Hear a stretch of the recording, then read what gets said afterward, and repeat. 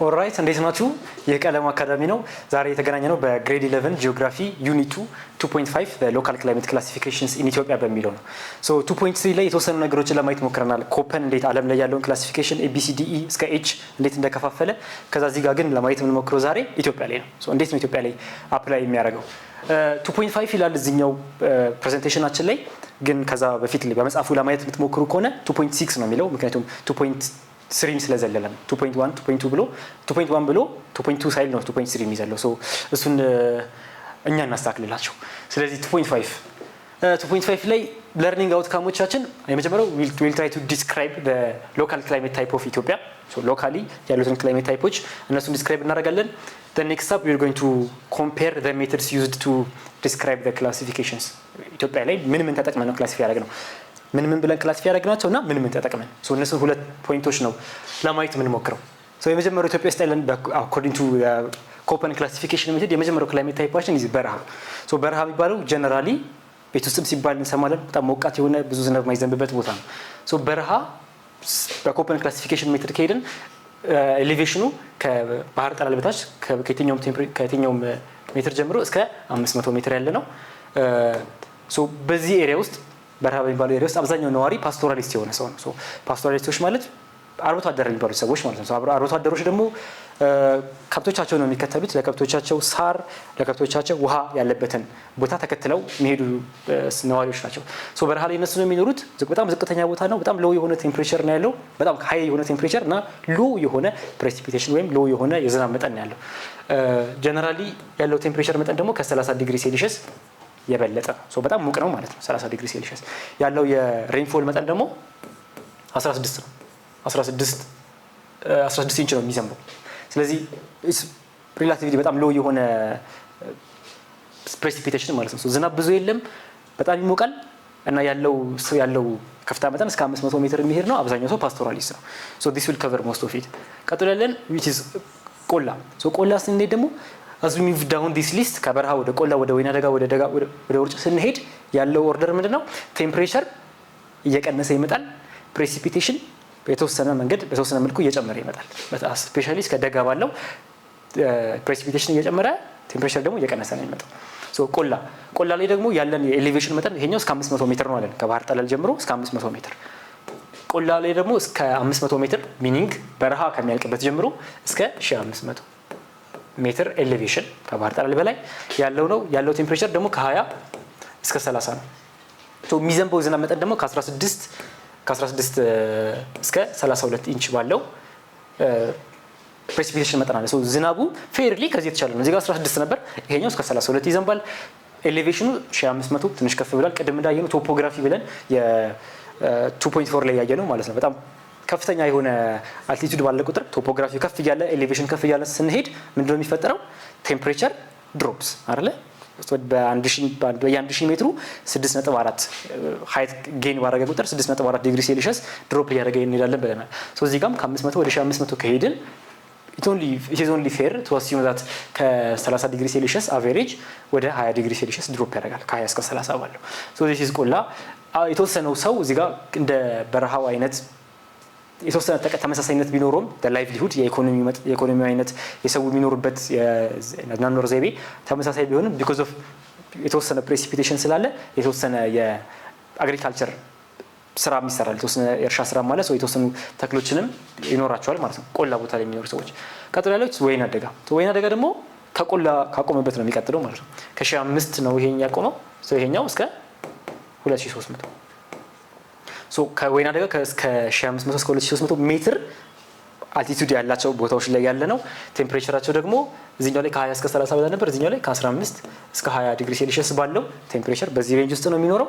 ሶ ወይና ደጋ ውስጥ የሚኖሩ ሰዎች ደግሞ because of the high rainfall they get which is usually 48 so 48 ዲግሪ ሴልሺየስ ስላላቸው 48 ኢንች የሆነ ሬንፎል ስላላቸው በቂ ሬንፎል ነው ይሄ። ሶ ብዙ ነገሮችን ያመርታሉ። they produce ሜዝ፣ ሶርገም፣ ዌት፣ ጤፍ እንደዚህ አይነት ነገሮችን ብዙ የምናገኘው ከወይና ደጋ ነው። ሶ this is the most habitable ቴምፕሬት ብለን የምንጠራው ኤሪያ ነው። በኮፐን ክላሲፊኬሽን ሮ በሆነው የኮፐን ክላሲፊኬሽን ከጠራናቸው በረሃ is the B climate type የምታስታውሱ ከሆነ this is the BW ወይም ደግሞ ትንሽ ቴምፕሬት ከሆነ ወደ BS ሊሄድ ይችላል። ሶ ቆላና በረሃ እዚህ አካባቢ ነው የሚሉት። ወይና ደጋ ደግሞ it's a bit more temperate ስለዚህ ወደ ሜሶተርማል ወይም ደግሞ ማይክሮተርማል ወደሚባለው they tend ወደዛ ማለት ነው ወይና ደጋ። ሶ የሰውም as the elevation and the temperature changes የሰውም ላይቭሊሁድ እንዲሁ የተቀየረ ነው የሚመጣው እንደምታዩት። ሶ እዚህ ጋር ፓስቶራሊስት ነበር፣ እዚህ ጋር ወደ ማምረት አርሶ ወደ መብላት ሰው እየተቀየረ ነው። ሶ ቴምፕሬቸሩም ድሮፕ እያደረገ ኤሌቬሽን ከፍ እያለ ፕሬሲፒቴሽን ከፍ እያለ ነው የመጣው። ቀጥሎ ደጋ ነው ያለን። ሶ ደጋ ላይ ምንድነው ደጋ ላይ ያለን ከወይና ደጋ አሁንም ከፍ ያለ ነው ትንሽ ፕሬሲፒቴሽን ኤሌቬሽናችን ከ2300 እስከ 3300 ሜትር ድረስ ኤሌቬሽን አለን። ሶ ክሊርሊ ከባህር ጠለል በታች ጀምረን እስከ 500 ነበር ሄድ ነው።